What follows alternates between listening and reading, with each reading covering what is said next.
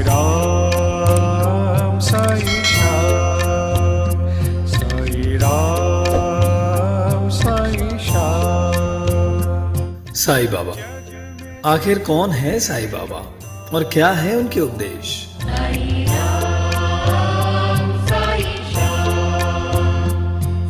वो कहते हैं सबका मालिक एक। वो कहते हैं दूसरों से पहले खुद के अंदर झांक कर देख। एक फकीर जो है सबसे धनवान, उनकी रहमत का भूखा है हर इंसान। तू ही माता, तू ही पिता है। दुनिया जिन्हें साई बाबा बुलाती है, उनके दर पर सिर झुकाती है। उनकी हर बात में एक अनोखी सीख है जो उनके भक्तों के समृद्ध बनाती है। तू ही माता, तू ही पिता है, तू ही तो है साई राम। साई के 11 वचन उनके भक्तों के लिए उनका दर्शन है। साई के 11 वचनों में छुपा है जीवन की हर समस्या का समाधान। साई के 11 वचन भक्तों के लिए 11 वरदान जैसे हैं।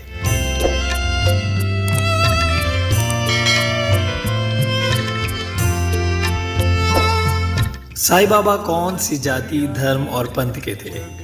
ईश्वर का दूत थे या स्वयं भगवान, या थे आम इंसान?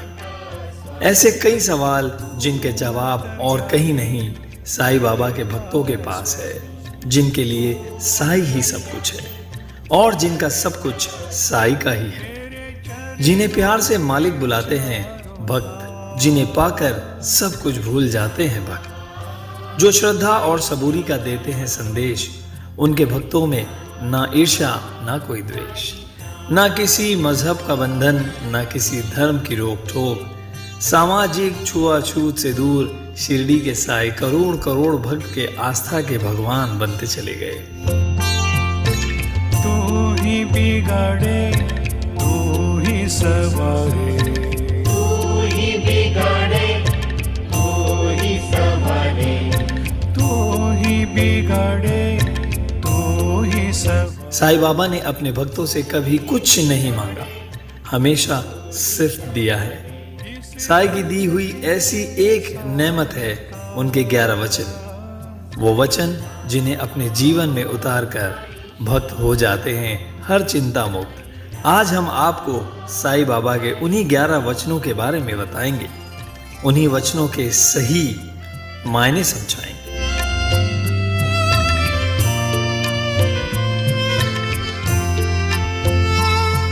साई बाबा के 11 वचन और उनके अर्थ। विश्व विधाता, तू ही जगत। साई बाबा का पहला वचन, जो शिरडी में आएगा आप दूर भगाएगा।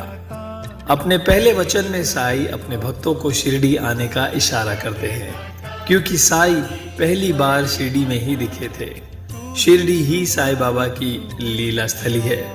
इसलिए साई अपने भक्तों से कहते हैं कि शिरडी कदम रखते ही सारी समस्या दूर होने लगेगी। जो लोग शिरडी नहीं जा सकते, उनके लिए किसी भी साई मंदिर में जाने से वैसा ही लाभ मिलेगा। साई राम साई श्याम, साई राम साई श्याम। अब दूसरा वचन, चढ़े समाधि की सीढ़ी पर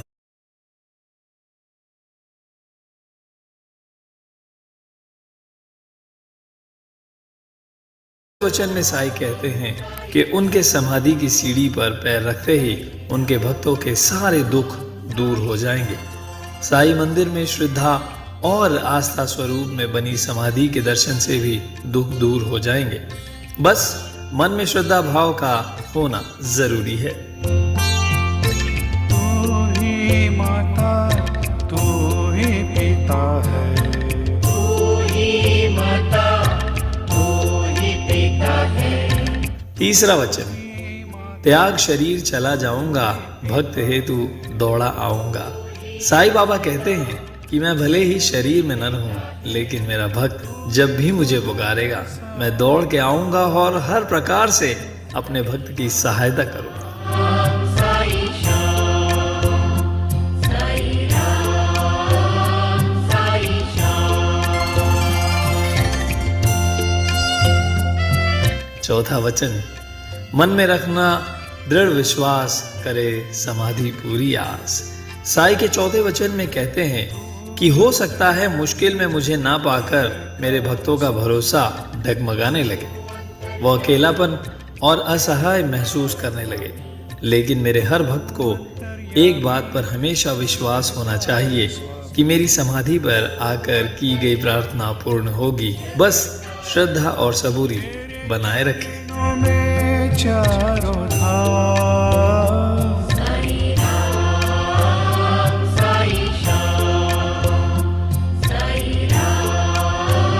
पांचवा वचन, मुझे सदा जीवित ही जानो, अनुभव करो सत्य पहचानो। साईं के पांचवें वचन में बाबा अपने भक्तों को ज्ञान दे रहे हैं। साईं कहते हैं कि मेरा अस्तित्व केवल शरीर तक सीमित नहीं, मैं अजर अमर अविनाशी परमात्मा का अंश हूँ, इसलिए मैं हमेशा जीवित रहूंगा।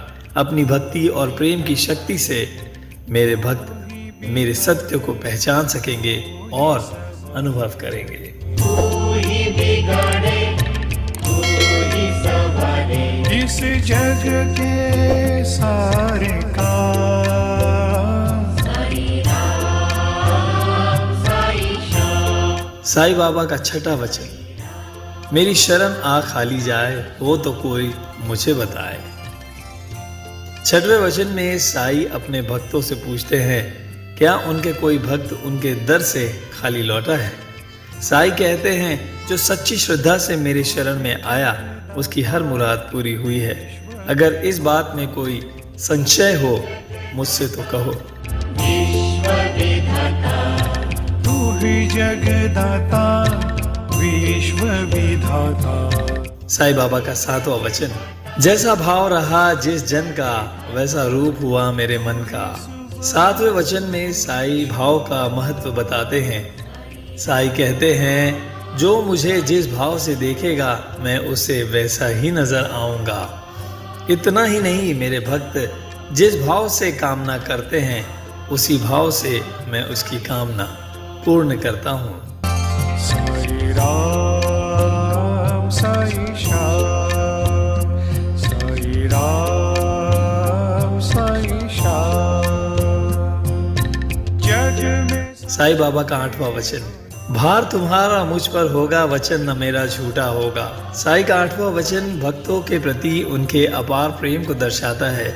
साईं कहते हैं, जो मुझ पर पूरी तरह समर्पित होगा उसके जीवन का हर भार मैं उठाऊंगा और उसके हर दायित्व को मैं स्वयं निभाऊंगा।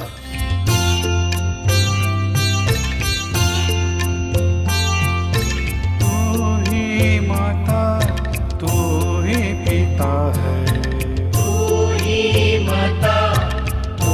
साईं बाबा का नवा वचन, असहायता लो भरपूर, जो मांगा वो नहीं है दूर। नवे वचन में साईं कहते हैं कि मेरे पास आओ, मैं तुम्हारी भरपूर सहायता करने के लिए आतुर हूँ। जो श्रद्धा और प्रेम से मुझसे कुछ मांगेगा मैं उसे अवश्य पूरा करूँगा। साई श्याम, साई राम, साई श्याम।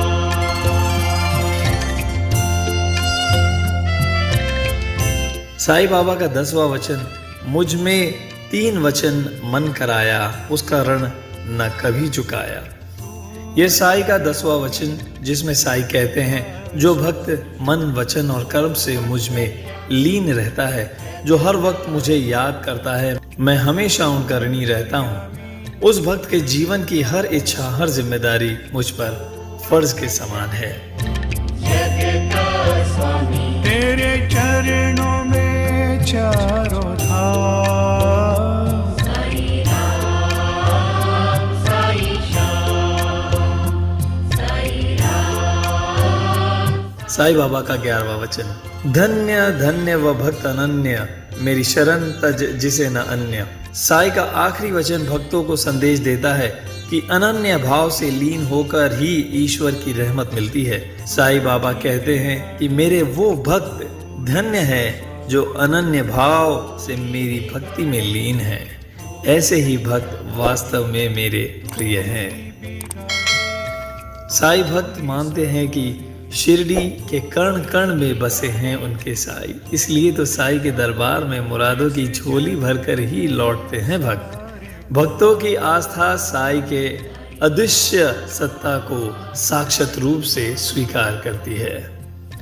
हमने आपको साईं बाबा के 11 वचनों के बारे में बताया, लेकिन उन वचनों को जान लेने से ही कुछ नहीं होगा।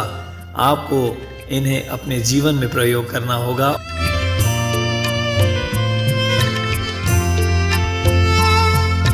तू ही जगदाता विश्व विधाता।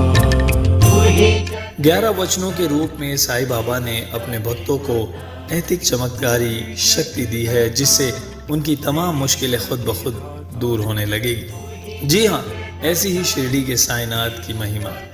अगर आप हमारे आई लव शिरडी चैनल पर नए हैं तो कृपया हमारे आई लव शिरडी को ज़रूर सब्सक्राइब करें। अगर हमारा ये वीडियो पसंद आया हो तो कृपया इसे लाइक करें, कमेंट करें और शेयर करके अपने मित्र परिजनों तक ज़रूर पहुँचाएं।